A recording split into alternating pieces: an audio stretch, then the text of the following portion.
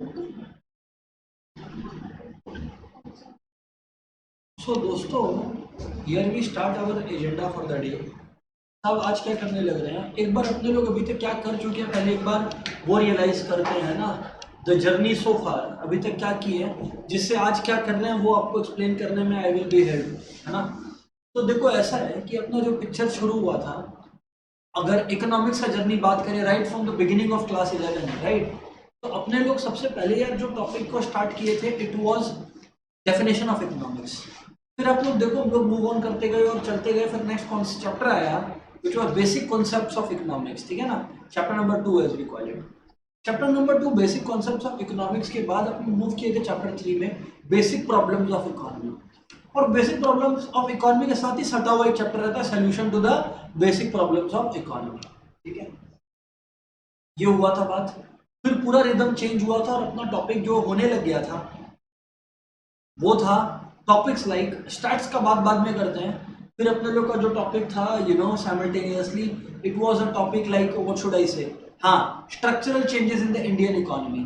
फिर वो जो 5 ईयर प्लान्स का था, जो तो पीरियड फ्रॉम 1947 टू 1990 वाला पीरियड को कैटर कर रहा था, अपने उसके बारे में स्टडी किए। तो कहने का मतलब ये है कि this was the journey so far. इसके बाद अब क्या, स्ट्रक्चरल चेंजेस वाला topic was one of those topics which was very lengthy. I think वही वाला टॉपिक था जिसमें लगभग 3 क्लास अपना लगा था। फिर अपने एक और क्लास किए थे, एक्चुअली क्लास बोलना गलत है, एक मैराथन सेशन अभी रिसेंटली कंडक्ट किए थे लास्ट वीक इनफैक्ट, जिसके अंदर अपने लोग ना जो शुरुआत का 3-4 चैप्टर्स था उसका जितना भी इंपॉर्टेंट कॉन्सेप्ट था, चाहे वो डेफिनेशन ऑफ इकोनॉमिक्स से हो, चाहे वो पीपीसी से हो, जितना सारा कॉन्सेप्ट था वो अपने लोग रिवाइज किए और बहुत सारा सम्स उस पर प्रैक्टिस किए। पीपीसी पे तो बहुत ज़्यादा क्वेश्चन डिस्कस अपने लोग का हुआ था, ठीक है ना।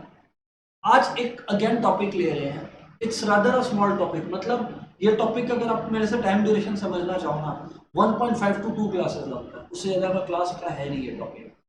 The topic is poverty. आप लोग देखिएगा आप लोगों के सिलेबस के अंदर ना 2 चैप्टर्स है, अब ये दोनों चैप्टर साथ साथ अपना होगा, साथ साथ मतलब पहले ये दूसरा वो या दूसरा वो पहला ये। Poverty, human capital formation and unemployment. Poverty, human capital formation and unemployment.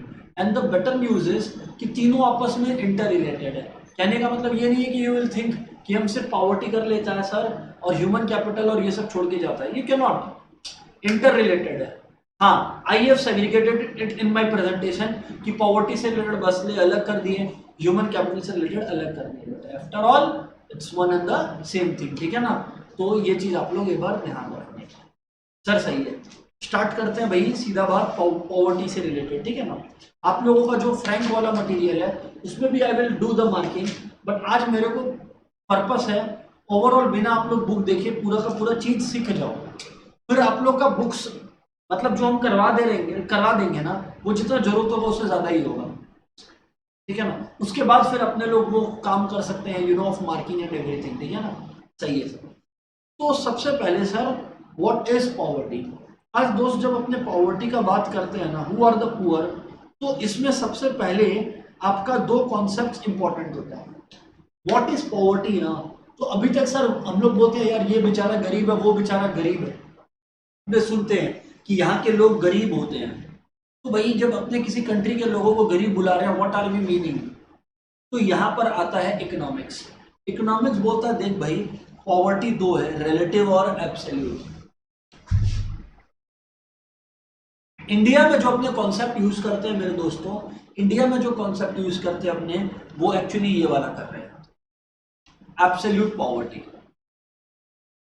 India में जो कॉन्सेप्ट अपने चल रहा होता है वो चल रहा होता है कॉन्सेप्ट ऑफ एब्सोल्यूट पॉवर्टी। फिर इसका मतलब क्या है, इसका मतलब बड़ा सिंपल है, आपके पास बेसिक नेसेसिटीज का अवेलेबिलिटी नहीं होना, कुछ तो क्या, अगर आपके पास बेसिक नेसेसिटीज अवेलेबल नहीं है, आप एब्सोल्यूट पॉवर्टी का डेफिनेशन, मतलब आप एब्सोल्यूट पॉवर्टी के डेफिनेशन में फंसते हो कि नहीं फंसते हो। The answer to that question is कि भाई सिंपल सा बात है कि क्या, सुनना बात को, कि क्या तेरा बेसिक नेसेसिटीज पूरा हो रहा है क्या। If the answer is yes, बस खत्म, you are out of absolute poverty. अगर नहीं तो आप एब्सोल्यूट पॉवर्टी में हो। तो जब अपने इंडिया में बोलते हैं ना यार कोई पुअर है, तो याद रखना अब से एक बात कि अगर किसी को आप पुअर बुला रहे हो, इसका मतलब है यू आर कमेंटिंग कि they have not even been able to till now achieve the basic necessities of life. Basic necessities of life क्या है? अपने को पता है, फूड, क्लोथिंग एंड शेल्टर, रोटी कपड़ा और मकान। फूड, क्लोथिंग एंड शेल्टर, रोटी कपड़ा और मकान, these are the basic necessities. तो मतलब अगर आपका बेसिक नेसेसिटीज का एब्सेंस है, इसका मतलब you are falling the victim to poverty. खत्म, ये है एब्सोल्यूट पॉवर्टी। वापस से रोटी कपड़ा मकान। अच्छा, जब मैं मकान बोल रहा हूँ ना, इट इज नॉट नेसेसरी कि वो ओन्ड हाउसेज होना चाहिए। मतलब अगर आप ये अफोर्ड कर पा रहे हो ना कि आप रेंट पर एक घर ले लो, तो बस ठीक है, तो बस ठीक है, फिर आप जो है अपना पॉवर्टी के चंगुल से बाहर निकल चुके हो। It's not a big deal any more.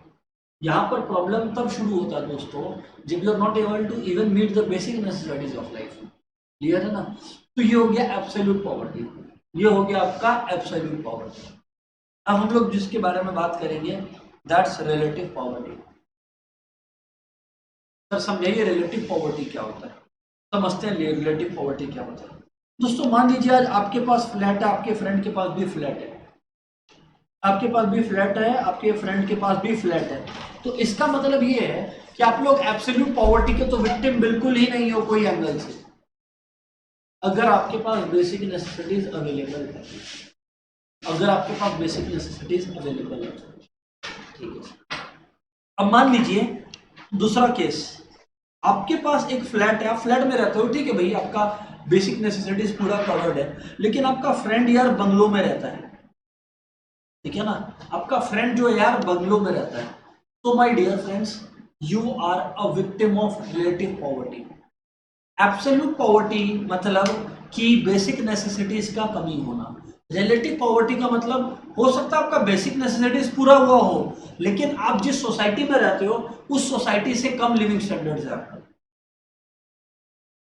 आप अमेरिका जाओ, आपके पास गाड़ी नहीं है, पर आपके पास रोटी कपड़ा मकान सब कुछ है, but you will be relatively poor, क्योंकि वहां सभी के पास गाड़ी है। तो ये यहां पर चल रहा है कि क्या आपके पास बेसिक नेसेसिटीज है, क्या आपके पास बेसिक नेसेसिटीज नहीं है। अगर आपके पास बेसिक नेसेसिटीज है, जरूरत पूरा है, तो बस खत्म हो गया। पर अगर आपका बेसिक नेसेसिटीज का जरूरत पूरा नहीं होता है तो देन इट्स रिलेटिव पॉवर्टी। तो ये रहा, देख लो आप लोग। Absolute poverty, household does not have sufficient income to sustain even a basic standard of living. Basic necessity भी अफोर्ड नहीं कर पा रहा है। तब आप देखो, आप एब्सोल्यूट पॉवर्टी को पढ़ रहे हो, वहीं पर आप देखो रिलेटिव पॉवर्टी को आप कब पढ़ रहे हो? Level of income that is considerably lower than the median level of income with in a country. मतलब हो सकता है आपका जरूरत पूरा हो जाता हो उस इनकम लेवल से, उसमें किसी को कोई दिक्कत नहीं है, बट फिर भी आप एवरेज इनकम से बहुत कम कमा रहे हैं। That's relative poverty. That's relative poverty. फिर बात तो देखो समझ में आ गया। Features of absolute poverty. अच्छा, इंडिया में कितने लोग एब्सोल्यूटली पुअर है? 22%। 22%। मतलब सर आप ये बोल रहे हो कि 22% ऑफ इंडिया का बेसिक नेसेसिटीज भी पूरा नहीं है? जी सही सुन रहे हो। रोटी हो, कपड़ा हो, मकान हो, या कोई भी कॉम्बिनेशन है इनका, कुछ ना कुछ मिसिंग है। आप लोग इसीलिए अब देखो यहां पर आप लोग पॉवर्टी लाइन को यूज करते हो। पॉवर्टी लाइन बेसिकली क्या है ना, ये देखो, ये रहा पॉवर्टी लाइन, ये है पॉवर्टी लाइन।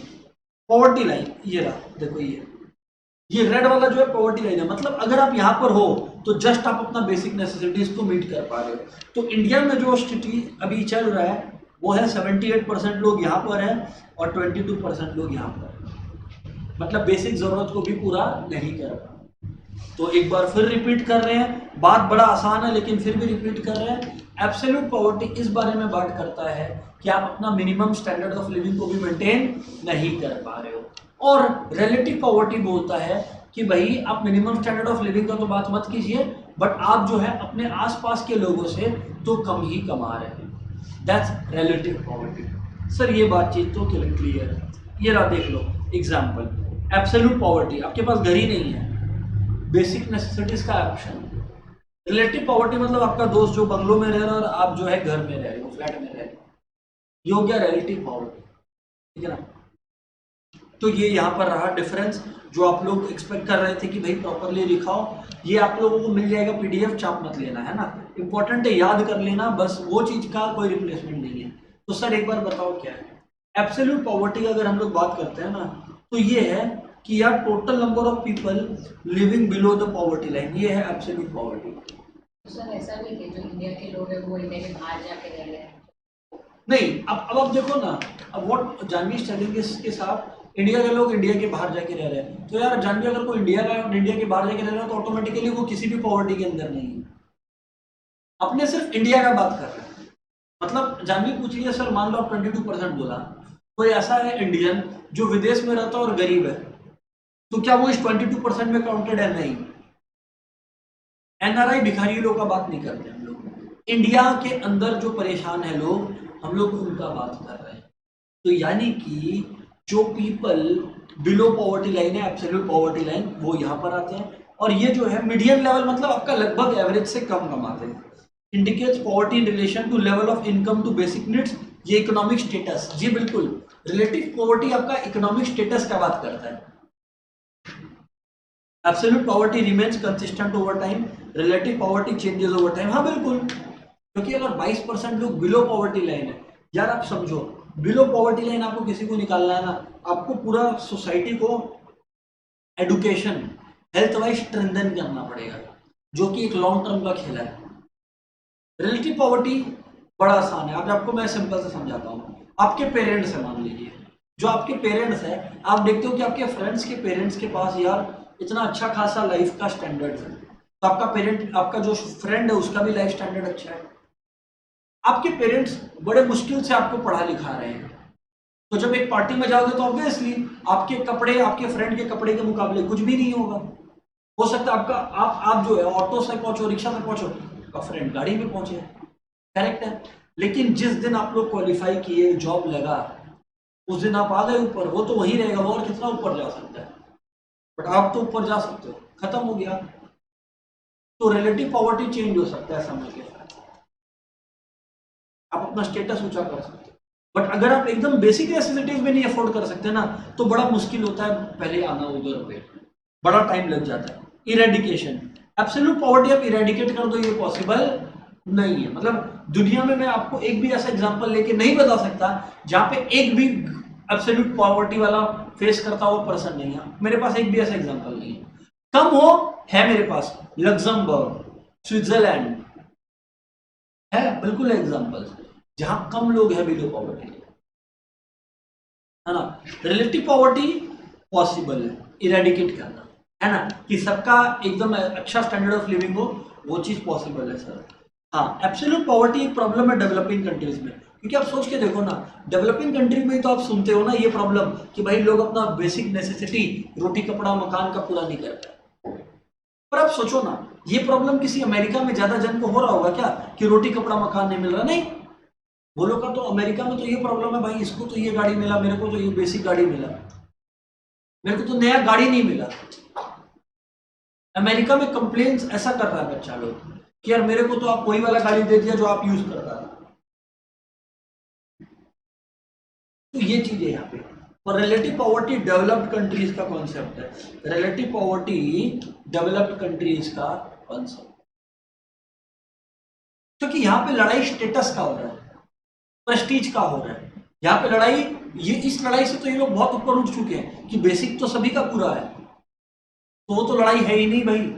सर बात तो देखो समझ में आ गया। So there I was talking about absolute poverty and relative poverty, ठीक है ना, ये तो सर क्लियर है। ये बहुत ही इंटरेस्टिंग चीज है, इंडिया में कौन इसके पीछे काम किया है।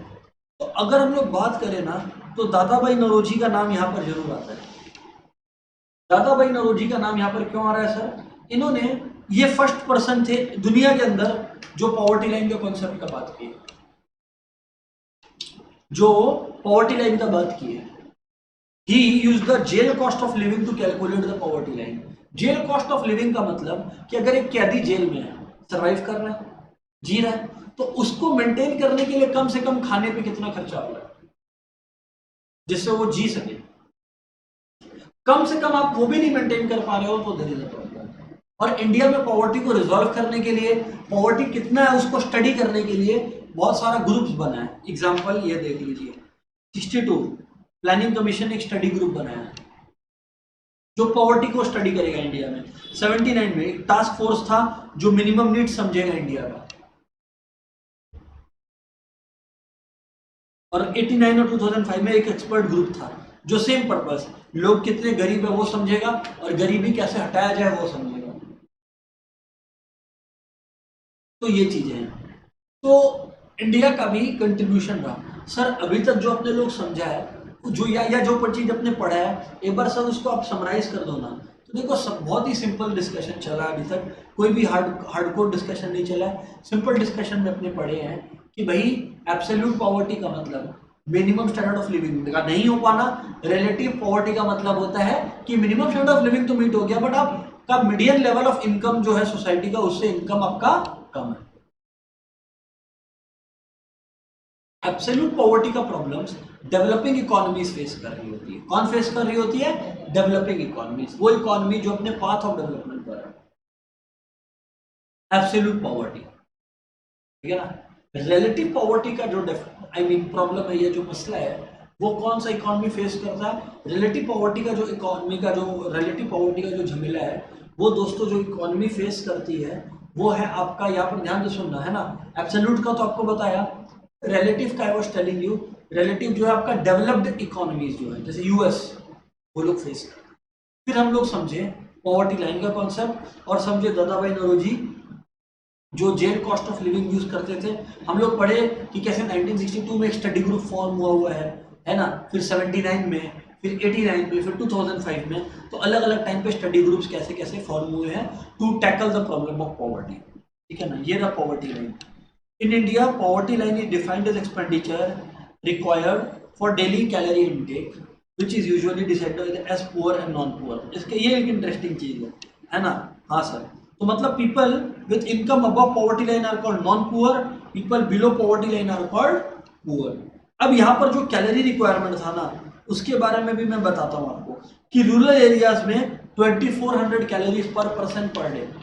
मतलब अगर आप रूरल एरिया में रहते हो और आप एक इंसान एक दिन में 2400 कैलोरीज अगर उसको कंज्यूम करने को मिल रहा है, तो मतलब पॉवर्टी लाइन के ऊपर है वो, ये बेयर मिनिमम है।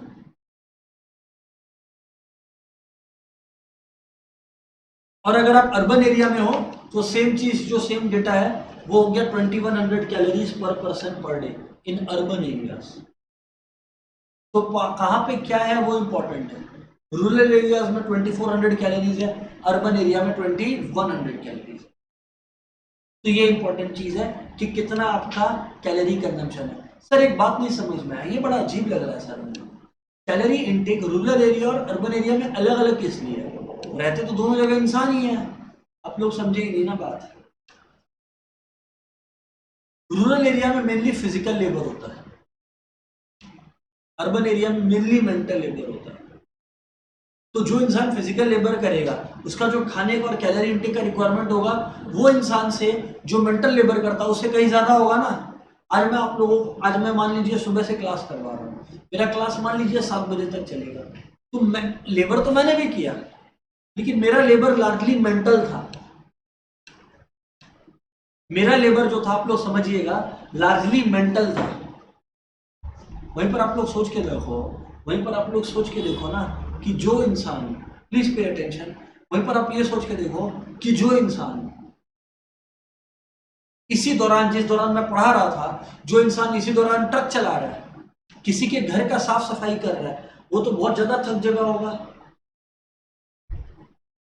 यस, सो पुनीत बोल रहा है सर वांट फॉर एफिशिएंसी।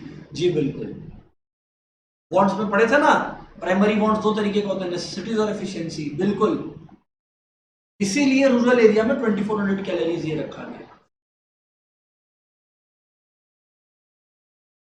अच्छा सर, ये रहा। तो अब आप समझना, अगर आप पॉवर्टी लाइन के लेफ्ट में है तो आप पुअर कहलाओगे, राइट में है तो अकॉर्डिंगली ये चीज चलते जाता है ना।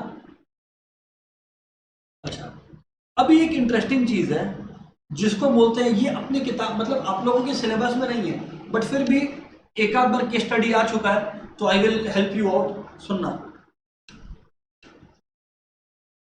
एक होता है क्रॉनिक पुअर, एक होता है ट्रांजिएंट पुअर, और एक होता है नेवर पुअर, है ना।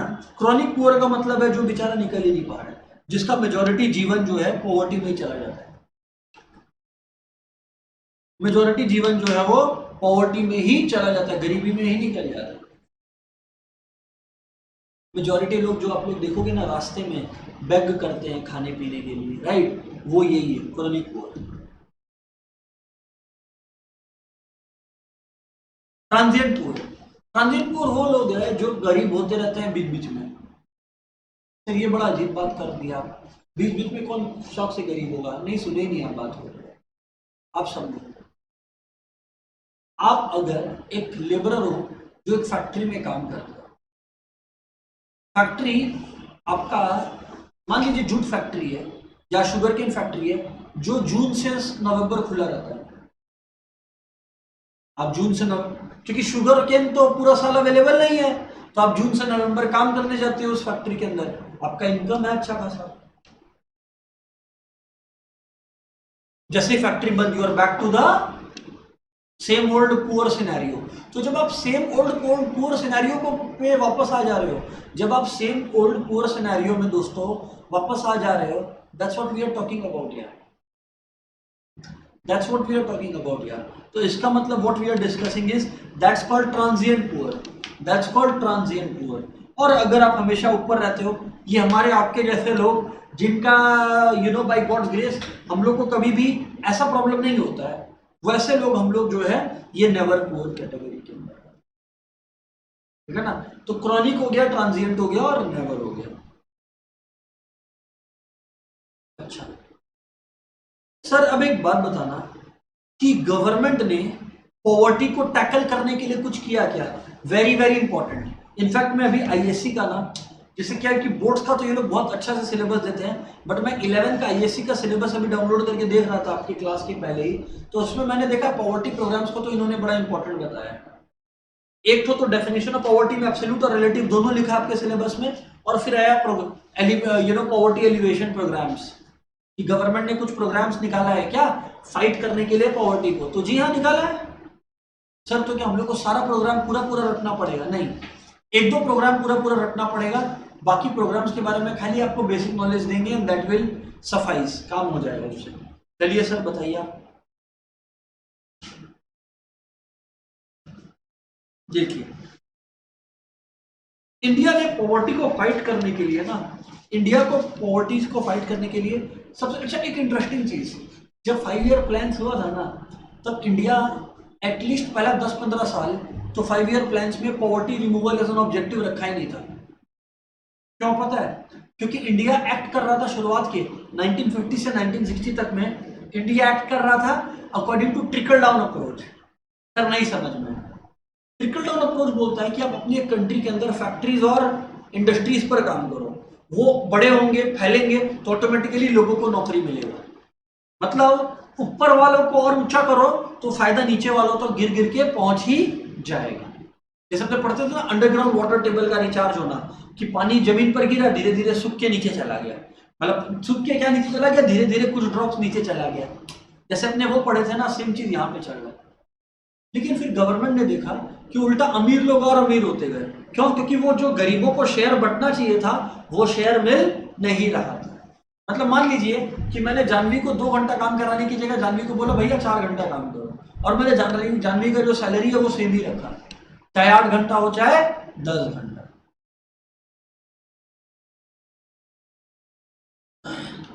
तो फर्स्ट 5 ईयर प्लान और सेकेंड 5 ईयर प्लान में तो ऑब्जेक्टिव यही था कि इकोनॉमी का ग्रो करवाना है, पॉवर्टी रिमूवल तो कुछ था ही नहीं।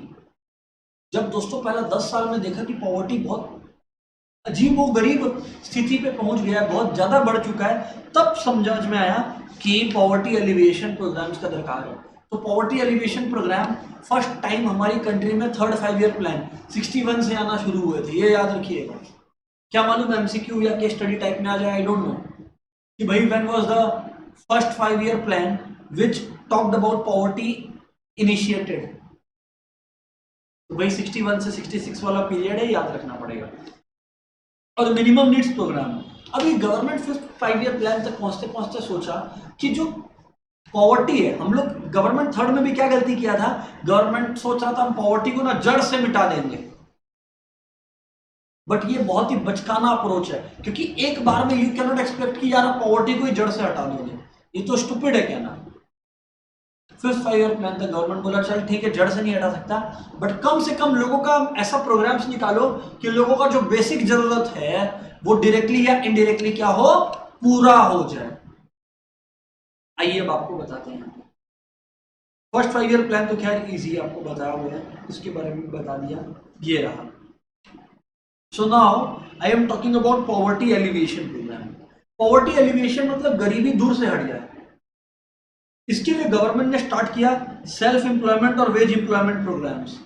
ये थर्ड 5 ईयर प्लान का बात कर रहे हैं, इसमें गवर्नमेंट ने क्या किया आप लोग समझना ध्यान से, है ना। इसके बियॉन्ड, इसके बाद क्या किया, रूरल एम्प्लॉयमेंट जनरेशन प्रोग्राम। अगर आया ना कुछ पॉवर्टी रिमूवल प्रोग्राम्स का नाम लिखो तो रूरल एम्प्लॉयमेंट जनरेशन प्रोग्राम ये 95 में लाया, जिसमें गवर्नमेंट का ऑब्जेक्टिव क्या था कि भाई रूरल एरिया में लोगों को नौकरी देगा। अब जैसे रूरल का आया वैसे बाद में अर्बन का भी आया था। अच्छा, फिर है प्राइम मिनिस्टर रोजगार योजना, स्वर्ण जयंती शहरी, शहरी का मतलब ये है अर्बन एम्प्लॉयमेंट, और वैसे ही ग्राम स्वयं सेम स्वर्ण जयंती ग्राम स्वरोजगार योजना, ये हो गया वापस से रूरल। अलग अलग सरकारें अपने अपने नाम से शुरू कर रही हैं, इंदिरा गांधी योजना, फलाना योजना, सब अभी आएगा, देखना ना धीरे धीरे, राजीव गांधी एटसेट्रा एटसेट्रा आएगा अभी। तो what I am trying to tell you guys is कि जब हम लोग रूरल एम्प्लॉयमेंट जनरेशन प्रोग्राम का बात करते हैं तो ये 95 में शुरू हुआ। प्राइम मिनिस्टर रोजगार योजना 2 अक्टूबर को शुरू हुआ। स्वर्ण जयंती शहरी योजना 1 अप्रैल को। सर स्वर्ण जयंती ग्राम स्वरोजगार योजना वापस से 1 अप्रैल को। सर आगे बोलिए सर। अब आप रूरल एम्प्लॉयमेंट जनरेशन प्रोग्राम में पता है क्या, अब आप लोग को जानना होगा, आई एम क्वाइट श्योर कि सर इसमें क्या किया गया, आरईजीपी में हुआ क्या, आरईजीपी में एक एक करके समझते हैं हो क्या रहा था। यहाँ पे गवर्नमेंट क्या कर रहा था, ये implement khadi and village industries commission ने किया था। इसमें क्या था कि जो रूरल अनएम्प्लॉयड यूथ है ना, उनको बोला सेल्फ एम्प्लॉयमेंट का इनिशिएटिव लो। सेल्फ एम्प्लॉयमेंट का मतलब खुद का बिजनेस स्टार्ट करो, develop entrepreneurial skills and aptitude among rural unemployed youth, generate more employment opportunity by reducing the migration from the rural to urban by providing subsidy। मतलब urban से rural से urban में नहीं जाए, इसलिए यहाँ पर मदद कर रहा है। यहाँ पे बोल रहा है अपना विलेज, अपना छोटा बिजनेस कुछ सेट करो, वो चाहे सिलाई का हो सकता है, किसी भी चीज का अपना सेट करो, ये चीज था। फिर आपका देखो सर इसके बाद लिखा हुआ है प्राइम मिनिस्टर रोजगार योजना। प्राइम मिनिस्टर रोजगार योजना क्या कर रहा था, ये एडुकेटेड अनएम्प्लॉयड यूथ को in rural and urban area help कर रहा था। वापस से self employment venture. Self employment venture मतलब अगर आप खुद का कुछ बिजनेस स्टार्ट करेगा, गवर्नमेंट आपका मदद करेगा, ये चीज था। तो सर हम लोग को इतना कुछ याद कैसे रहेगा, है ही नहीं ना इतना कुछ, बात तो सेम ही है ना। जब तुम लोग रूरल एम्प्लॉयमेंट जनरेशन प्रोग्राम पढ़े और यहाँ पर पढ़े प्राइम मिनिस्टर रोजगार योजना, तो दोनों में तो क्या प्रमोट हो रहा है, सेल्फ एम्प्लॉयमेंट अपॉर्चुनिटीज।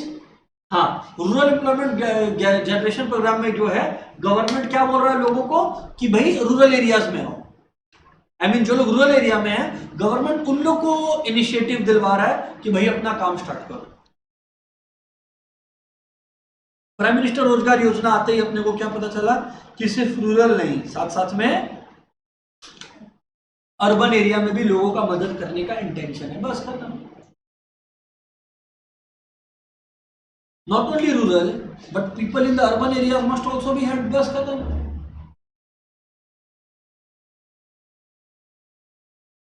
नेक्स्ट है स्वर्ण जयंती शहरी रोजगार योजना। अब भाई स्वर्ण जयंती शहरी रोजगार योजना क्या बोलता है, create employment opportunity for self employment and those living below urban poverty line based on community empowerment like neighbourhood groups, neighbourhood committee funded by centre and states on 75%। पढ़ने का दरकार ही नहीं है, पढ़ने का दरकार ही नहीं है इसके बारे में, क्योंकि ये भी बंद कर दिया गया है, सुनना भी बात। सबसे इंपॉर्टेंट, वेरी वेरी इंपॉर्टेंट। अगर आप लोग बोलोगे ना कि सर बाई हार्ट क्या रटना है, ये है, ये पढ़ना है, ये रटना है, मतलब प्रॉपर रटना है आपको। क्या है? मनरेगा, MGNREGA, मनरेगा, Mahatma Gandhi national rural employment guarantee act. अगर मनरेगा है और गांधी जी के नाम पे है तो ये कब इंप्लीमेंट हुआ होगा, किस डेट को भाई? 2 अक्टूबर को। और किस दिन होगा भाई? 2 अक्टूबर को। हाँ, ईयर तुमको दिक्कत है 2005, अगस्त को पार्लियामेंट पास किया एक नया एक्ट, ये इंप्लीमेंट हुआ 2 अक्टूबर से। एक्चुअली इसके बारे में भी आपको एक इंटरेस्टिंग चीज बताता है। जानवी बात बोली कि सर यहाँ तो आप अगस्त लिखा हुआ है, अगस्त में ऐसा एक इनिशिएटिव प्लान हुआ, तब इसका नाम Mahatma Gandhi national rural employment guarantee act नहीं था, एनरेगा था खाली, मतलब महात्मा गांधी को हटा दो, NREGA, national rural employment guarantee act. 2 अक्टूबर को टू पे ट्रिब्यूट टू हिम इसका नाम चेंज करके मनरेगा कर दिया। क्लियर? ये एनरेगा से किसका मदद करता है? नाम में ही है national rural employment guarantee act, तो कहां के लोगों का मदद करता होगा यार? रूरल एरिया का यार। अच्छा सर ये क्या बोलता, क्या एग्जैक्टली वो आप समझाओ ना भाई। ये सिंपल सा बात ये बोलता है कि भाई हमारा ऑब्जेक्टिव एकदम सिंपल है। क्या है हमारा ऑब्जेक्टिव? भाई हमारा ऑब्जेक्टिव है कि रूरल एरिया में लोगों को नौकरी मिले। अच्छा कितना? 100 दिन का। ऐसे तुमको नौकरी मिले, पूरा जिंदगी तुम काम करो, बट 100 दिन का गारंटी एम्प्लॉयमेंट है गवर्नमेंट का। मतलब गवर्नमेंट तुमको लो स्किल्ड वर्क में, चाहे वो होता है ना कारपेंट्री या ये सब में, तुमको काम देगा 100 दिन का। सर अगर नहीं दिया तो तुमको घर बैठे पैसे मिलेंगे 100 दिन का। ये है मनरेगा, देख लीजिए। Provide guarantee employment to every rural household whose adult volunteer is to do unskilled manual work for a minimum of 100 days in a year।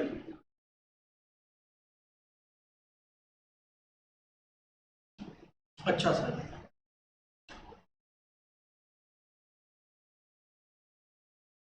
अच्छा सर। इसके बाद गवर्नमेंट ने और भी प्लान्स लाए, सब इंपॉर्टेंट है, अब सुनते चलना बात को। Public distribution system. Public distribution system का मतलब पता है? Rationing system. नहीं समझ आया वैसे। आज आप लोग देखो, आप लोग अगर बाजार में देखते हो, जाओगे राइस खरीदोगे या बिस्किट खरीदोगे, लेट्स से राइस मान लो 50 रुपए केजी चल रहा है। आप एक बात बताओ, आप लोग 50 रुपए केजी ले लेते हो और सोचते भी नहीं हो, क्या हर कोई 50 रुपए केजी अफोर्ड कर सकता है क्या? कंसिडरिंग अ कंट्री जहां पे 22% भाई बिलो पॉवर्टी लाइन है।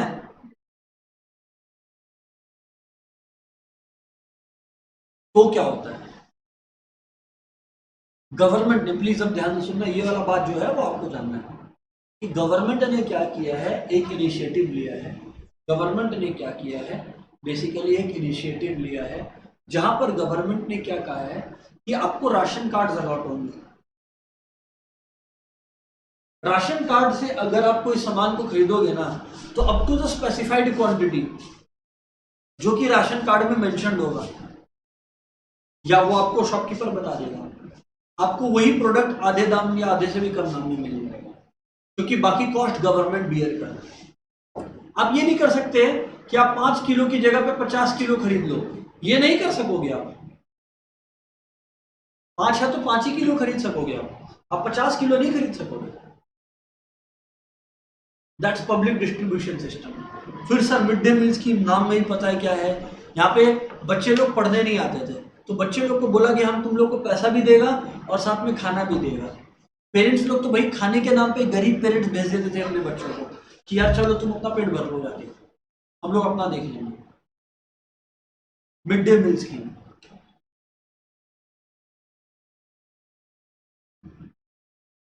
Next, integrated child development scheme. ये बेसिकली क्या करता है? फूड, प्री स्कूल एजुकेशन और primary health care, health checkup, जो चिल्ड्रन 6 साल के अंदर है ना, या उनके जो मदर्स है ना, उनको हेल्थ चेकअप देता है फ्री ऑफ कॉस्ट। प्रधानमंत्री ग्राम सड़क योजना, बेसिकली इसका क्या पर्पस था ना कि विलेजेस काफ़ी पीछे रह गए, या विलेजेस के लोग काफ़ी पीछे रह गए, क्योंकि विलेज से शहर का कोई प्रॉपर रास्ता नहीं है। आप लोग एक मूवी भी आया था, आप लोग पता नहीं देखी कि नहीं, मांझी करके, दशरथ मांझी के ऊपर है वो। बेसिकली दशरथ मांझी का क्या स्टोरी था कि एक पहाड़ था, अब उसकी वाइफ को बीमारी था, शहर जाने के लिए वो पहाड़ से जाना था या लंबा रास्ता लेना था। अब वो लंबा रास्ता लेने की वजह से, शी डिड नॉट सर्वाइव। तो दशरथ मांझी सब काम वाम छोड़ के पहाड़ छोड़ना स्टार्ट कर दिया। 15 साल 18 साल तक आई बिलीव एक भी दिन नहीं गया जिस दिन पहाड़ नहीं तोड़ रहा था, लिटरली पहाड़ तोड़ना, और वो रास्ता बन गया। फिर बीच में गवर्नमेंट इंटरफेयर किया जब उसका स्टोरी सुना, मतलब इसमें तो कोई डाउट ही नहीं है, बट ये था कहानी दशरथ मांझी का। समझ में आया?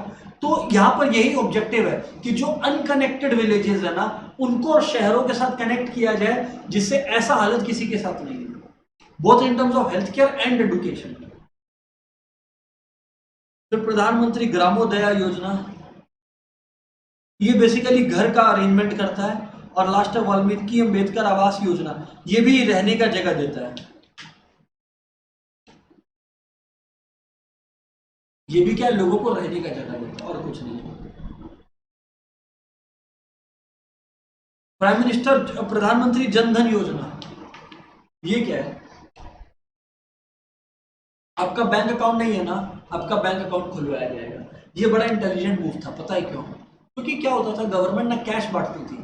जैसे मान लीजिए आपको पैसा 500 रुपया मिला, इसको 500 मिला, उसको 500 मिला, समझ गए आप? अब गवर्नमेंट बैठ के 500 रुपया सबको बांट रहा है। होता क्या था कि गवर्नमेंट अपना इंटरमीडियरीज को दे देता था ये पैसा, इंटरमीडियरीज कुछ पैसा तो बांट देता था, बाकी खुद रख लेता था। गवर्नमेंट को इससे बड़ा दिक्कत हुआ कि यार ये तो एकदम अनफेयर हो रहा है। अब गवर्नमेंट ने, अच्छा, अब गरीब आदमी जाके बैंक अकाउंट खुलवा भी नहीं रहा है, गवर्नमेंट बोला आओ हम लोग फ्री में सबका बैंक अकाउंट खोल रहे हैं। ये 4-5 साल पहले की बात है, मोदी जी ही करवाए थे। अब इसके अंदर क्या हुआ कि पैसा आपको जो मिलना था वो कैश की जगह डायरेक्टली आपके अकाउंट में जाएगा। तो ये जो इंटरमीडियरीज का दरकार है वो तो गायब हो गया ना भैया अपने आप ही। प्राइम मिनिस्टर जनधन योजना। बाकी फिर सोशल असिस्टेंस प्रोग्राम था, yes, zero balance account, social assistance program, elderly people, poor women and widows who do not have anyone to take care are given pension to sustain themselves, social assistance program। ये राज्य, इसीलिए देखो आप इतने सारे में से जनधन योजना का इतना तारीफ हुआ है। इधर देखो, to open bank accounts to promote savings habit, transfer government scheme benefits to account holder directly, मतलब बीच में कोई नहीं रहेगा। और एक मजे की बात पता है क्या है? अगर आपका एक्सीडेंट हो गया और आपका जनधन अकाउंट है तो आपके अकाउंट में 1 लाख रुपया आ जाएगा। और लाइफ इंश्योरेंस 30,000 का, कि अगर आपको कुछ हो गया समय से पहले तो आपके फैमिली को 30,000 रुपीज मिलेगा। ये कुछ भी नहीं है ऑब्वियसली, लेकिन एक तरीके से फाइनेंशियल जो रिपरकशन है उससे आपको निकालता है। यही यहां पर लिखा है कि आपको फाइनेंशियल परेशानी से निकालता है।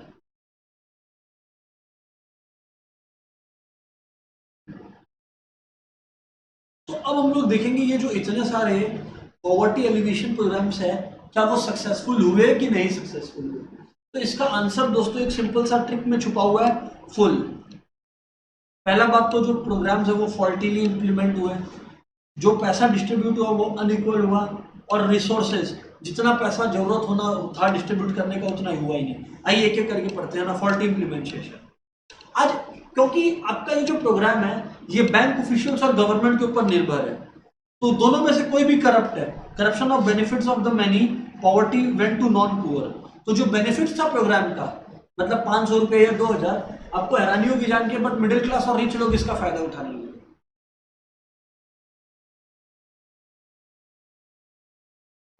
Participation of local level institutions like Panchayati Raj और ये सब का भी पार्टिसिपेशन नहीं था। तो कहने का मतलब है कि जो ये प्रोग्राम था वो फॉल्टीली इंप्लीमेंट हुआ because of corruption. Single word is corruption. Number one. Number two, U, unequal distribution of assets.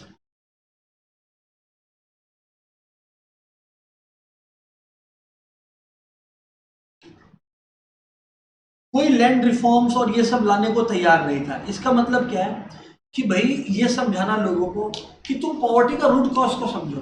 Poverty का रूट कॉज क्या है? किसी के पास बहुत ज्यादा है, किसी के पास बहुत कम है। तो जो ये रिच रिचर है, पुअर पुअर है, इसको ठीक करने के लिए जो तुम पुअर है, रिच के पास इतना लैंड है जिसका उसको जरूरत भी नहीं है, वो पुअर को ट्रांसफर करो, उसका ओनरशिप पुअर को ट्रांसफर करो। और कोई पॉलिटिकल पार्टी ये रिस्क लेने को तैयार नहीं था। Unequal distribution of asset. तीसरा, लैक ऑफ रिसोर्सेज। उस समय ना तो प्रॉपर स्कूल्स, ना रोड्स, ना पावर, ना आईटी ट्रेनिंग एक्सेट्रा। और साथ ही साथ जो पॉवर्टी था और उस हिसाब से पॉवर्टी रिमूव करने के लिए जो पैसे गवर्नमेंट ने साइड किए वो इनसफिशिएंट थे, इनअप्रोप्रिएट थे, इनफ नहीं थे। यही यहां पर लिखा है। तो ये था जर्नी ऑफ पॉवर्टी। FUL। पहला बात तो प्लान फॉल्टीली इंप्लीमेंट हुआ। पहला तो प्लान ही दोस्तों फॉल्टीली इंप्लीमेंट हुआ। दूसरा, आपका जो रिसोर्सेस था वो पूरा नहीं था और असेट्स अनइक्वली डिस्ट्रीब्यूटेड। ये है चैप्टर। ये पॉवर्टी वाला चैप्टर आप लोग को भी पढ़ने को बोलेंगे हम फ्रैंक से या जो भी बुक है आपके पास। बट इससे 3 इंपॉर्टेंट क्वेश्चंस अभी लिखवा रहा हूं, प्लीज लिखिए। 3 इंपॉर्टेंट क्वेश्चंस, मतलब रीड पूरा करना है बट फिर भी टॉप 3 क्वेश्चंस मैं लिखवा रहा हूं आपको फटाफट।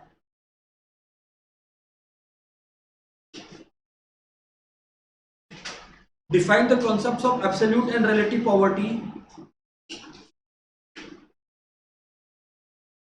Describe the concepts of absolute and relative poverty.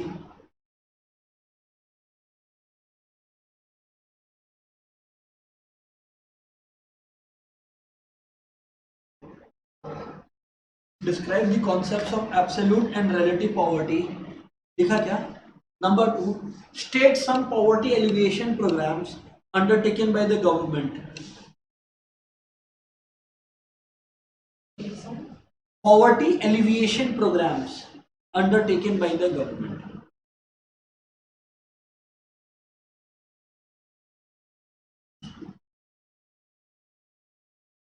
ठीक है ना? ये हो गया next question.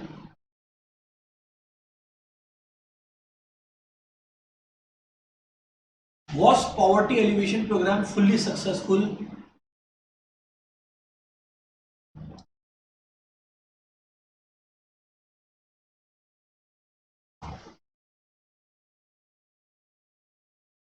If not, why?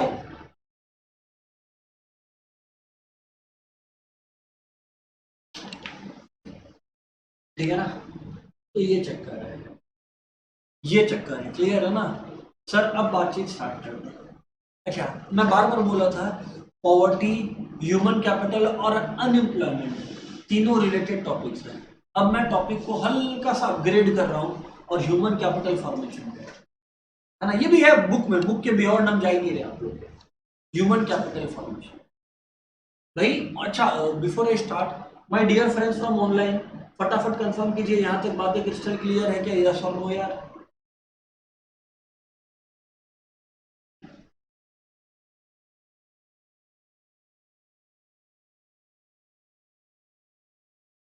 Okay okay okay. तो सर अभी तक तो कंफर्मेशन आया, अब आगे बढ़ते हैं। अपन बात कर रहे थे यार ह्यूमन कैपिटल फॉर्मेशन। पहला बात तो ह्यूमन कैपिटल का मतलब समझ लीजिए। आज अपने बोलते हैं ना ह्यूमन कैपिटल इतना देर से कर रहे हैं अपने, क्या मतलब क्या है इसका? The trick is ask. Human capital का मतलब है ASK, ask. Abilities, skills and knowledge of people. मतलब कोई अगर ह्यूमन कैपिटल है तो इसका मतलब हम क्या चीज का बात कर रहे हैं? उसका एबिलिटीज का, उसका स्किल्स का है, उसका नॉलेज का। तो आज जब आप घर जाओ, कोई पूछ लिया कि भाई ह्यूमन कैपिटल क्या होता है, तो याद रखना ask, ability, skill and knowledge. Sir बात समझ में आ गया। और ह्यूमन कैपिटल फॉर्मेशन का मतलब क्या है? यही एबिलिटी, स्किल और नॉलेज पे इन्वेस्ट करना, जिससे एबिलिटी, स्किल्स और नॉलेज लोगों का बढ़े। ठीक है, तो investing in human capital to produce more human capital out of human resources.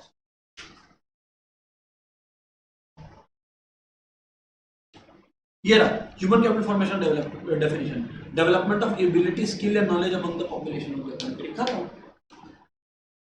तो अगर आप ह्यूमन कैपिटल फॉर्मेशन का बात कर रहे हो तो what does it refer to? It refers to ask knowledge, skills and ability of the people. Sir अब आप एक बात बताना, आप जो है ह्यूमन कैपिटल फॉर्मेशन अचीव करने का बात कर रहे हो, ठीक है ना? एक सेकंड सर हम लोगों को एक बात बताइए सर कि ये ह्यूमन कैपिटल इतना इंपॉर्टेंट क्यों है कि इसका बात हम लोग कर रहे हैं इस चैप्टर के अंदर? इसका रीजन है red top, importance of human capital या importance of human capital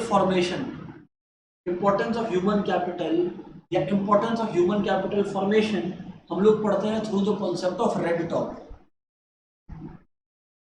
sir एक बार फिर से बताओ ह्यूमन कैपिटल क्या है? ह्यूमन कैपिटल का मतलब है ability, skills and knowledge of people. और ह्यूमन कैपिटल फॉर्मेशन का मतलब इन एबिलिटी, स्किल्स एंड नॉलेज को फर्दर डेवलप करना, फॉर्म करना। खत्म। अब सर आगे बात करूं, आर, इंपॉर्टेंस और role of human capital formation. R का मतलब हो गया रूरल डेवलपमेंट। आर का मतलब हो गया रूरल डेवलपमेंट।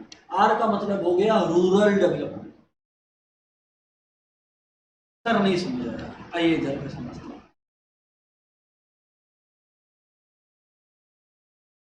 आज अगर ह्यूमन कैपिटल डेवलपमेंट हो जाएगा तो आप सोचो जो लोग रूरल एरिया में काम कर रहे हैं वो लोग नया टेक्नोलॉजीज अडॉप्ट करेंगे, नया टेक्नोलॉजी यूज करना सीख जाएंगे तो नया टेक्नोलॉजी अडॉप्ट करेंगे, जिससे रूरल एरिया के लोगों का इनकम बढ़ेगा। ये लिखा है यहाँ पर कि क्यों ह्यूमन कैपिटल फॉर्मेशन इंपॉर्टेंट है। नंबर 1, जिससे रूरल एरियाज डेवलप हो। क्यों जरूरी है ह्यूमन कैपिटल फॉर्मेशन? जिससे रूरल एरियाज डेवलप हो।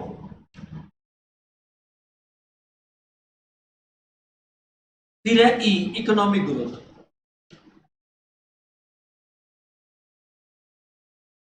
सिंपल सा बात है ना, आज एक कंट्री का इकोनॉमी कब ऊपर जाता है?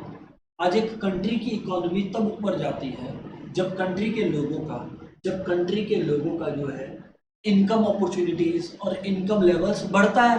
यही तो यहाँ पर लिखा है economic growth,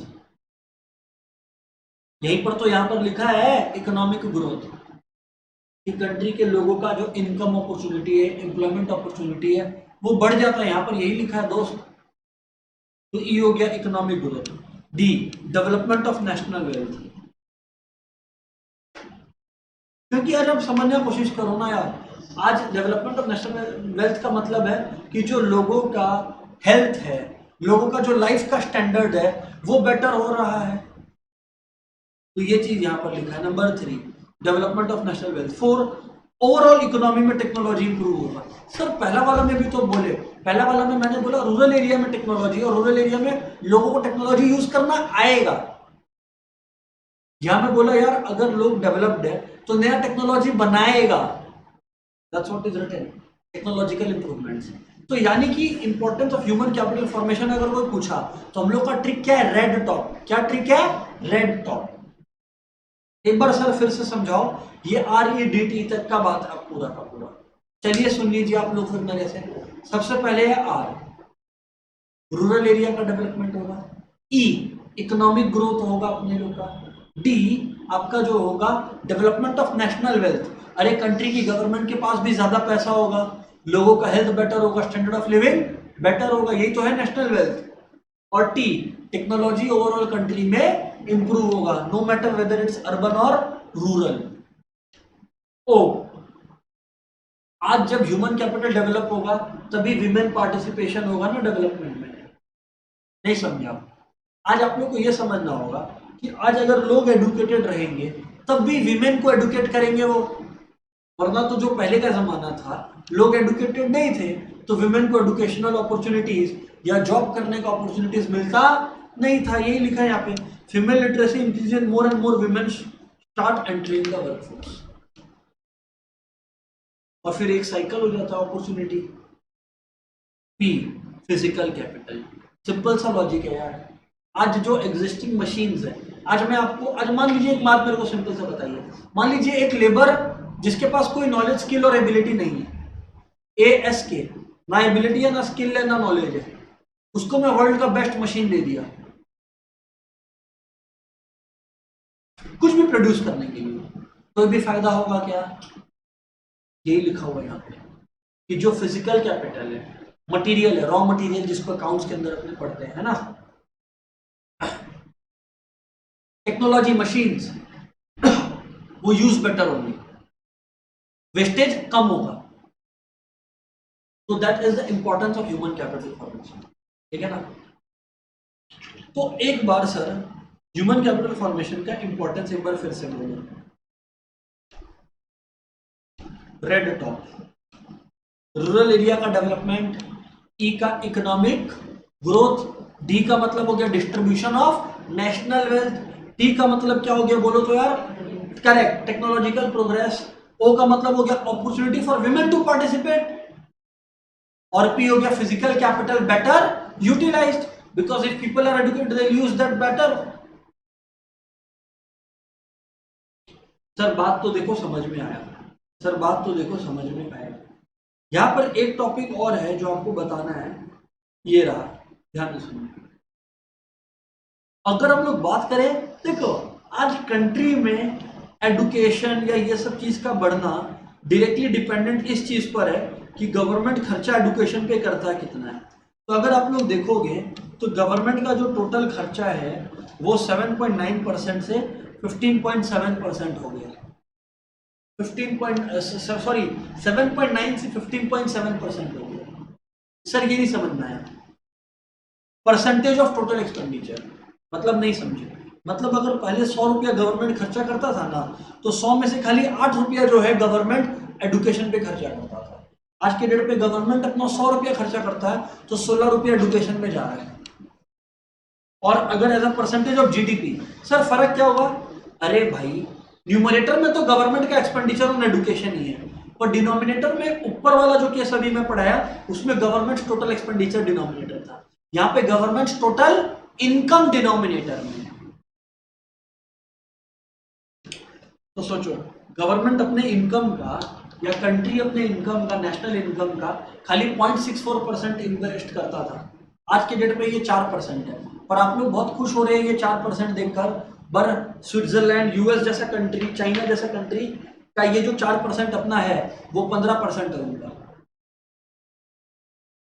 it needs to be a longer way, समझ में आ रहा है? It needs to be a longer way. तो यही यहाँ पर लिखा हुआ है कि 0.52% और यहाँ पे लिखा हुआ है अपना 4.1%,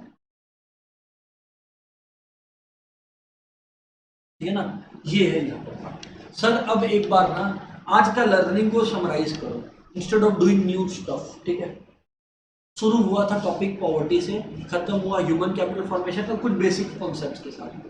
पॉवर्टी में अपने समझे थे absence of basic necessities, absolute poverty. लेकिन अगर आप आपका income level medium level of income से नीचे है तो आप रिलेटिवली पुअर। फिर पॉवर्टी एलिवेशन प्रोग्राम में अपने सबसे इंपॉर्टेंट प्रोग्राम पढ़े मनरेगा, Mahatma Gandhi national rural employment guarantee act, जिससे रिलेटेड लॉ अगस्त 2005 में पास हुआ था। ये क्या बोलता है भाई कि आज 100 दिन का गारंटीड एम्प्लॉयमेंट जो लोग रूरल एरिया में रहते हैं उनके लिए हम लोग दे रहे हैं, ठीक है। अगर उनको काम नहीं दे पाया तो उनको बैठे बैठे सैलरी मिलेगा 100 डेज, ठीक है सर, इसमें तो कोई दिक्कत है नहीं। हाँ, इसके बाद हम लोग का जो टॉपिक चला वो चला यार, जब पॉवर्टी है, पॉवर्टी के केस के अंदर हम लोग पढ़े 22% बिलो पॉवर्टी लाइन लोग हैं हमारी कंट्री में, और कैलोरी रिक्वायरमेंट पढ़ा हम लोगों ने। रूरल एरिया में 2400 कैलोरीज पर person per day, urban area में 2100 कैलोरीज पर पर्सन पर डे, ठीक है। ये चक्कर है, क्लियर हो गया ना, ये चक्कर है यार। तो इस बारे में हम लोगों ने बातचीत किया, और फिर इसके बाद हम लोगों ने मूव किया था कि भाई क्या पॉवर्टी एलिवेशन प्रोग्राम सक्सेसफुल रहे? ओवरऑल कंक्लूजन था, जवाब है नहीं। क्यों? पहला बात तो इंप्लीमेंटेशन फॉल्टी हुआ, रिसोर्सेज ही आपने इनएडिक्वेट नहीं डेडिकेट किया, और दूसरा अनइक्वल डिस्ट्रीब्यूशन ऑफ असेट्स, ये था। फिर हमने पढ़ा ह्यूमन कैपिटल का मतलब। ह्यूमन कैपिटल का मतलब हम लोगों ने पढ़ा knowledge, skills and abilities of the people. Human capital क्यों जरूरी है? बिकॉज अपने इसका ट्रिक पढ़े थे रेड टॉप। पहला, रूरल एरिया डेवलप होगा अगर ह्यूमन कैपिटल डेवलप्ड होगा तो। ई, कंट्री का ग्रोथ होगा, इकोनॉमिक ग्रोथ। डी, आपका जो है, आपका डी का मतलब यहां पर क्या था बोले तो नेशनल वेल्थ। नेशनल वेल्थ जो है आपका बेटर होगा, करेक्ट। फिर टी, टी के अंदर अपने लोग पढ़े थे यार, टेक्नोलॉजी। करेक्ट, कंट्री का टेक्नोलॉजिकल प्रोग्रेस होगा। O, opportunity for women employment. और P, physical capital is being better utilised. Human capital development हो कैसे सकता है? मेनली दो चीजों में पैसा लगाकर, एडुकेशन। भाई मेरे पास बहुत नॉलेज है लेकिन मेरा तबीयत ही खराब रहता था। And health, and health, education and health. Clear है क्या? तो दोस्तों देयर इट इज, दोस्तों देयर इट इज। समझ आ गया क्या? माय डियर फ्रेंड्स, ऑनलाइन वालों क्लियर है क्या? फटाफट गए, कम ऑन यार। हाँ जी साहब, बात तो क्लियर है। तो आप लोगों को यही है होमवर्क कि अपने बुक से ये चीज को पढ़ो जितना भी हुआ है, और इसको लिखो। एग्जाम टाइम पे प्रेशर खत्म करना है। That is the only suggestion I have. ठीक है, चलिए कल स्टैट्स वाला क्लास में मिलते हैं। Bye bye everyone.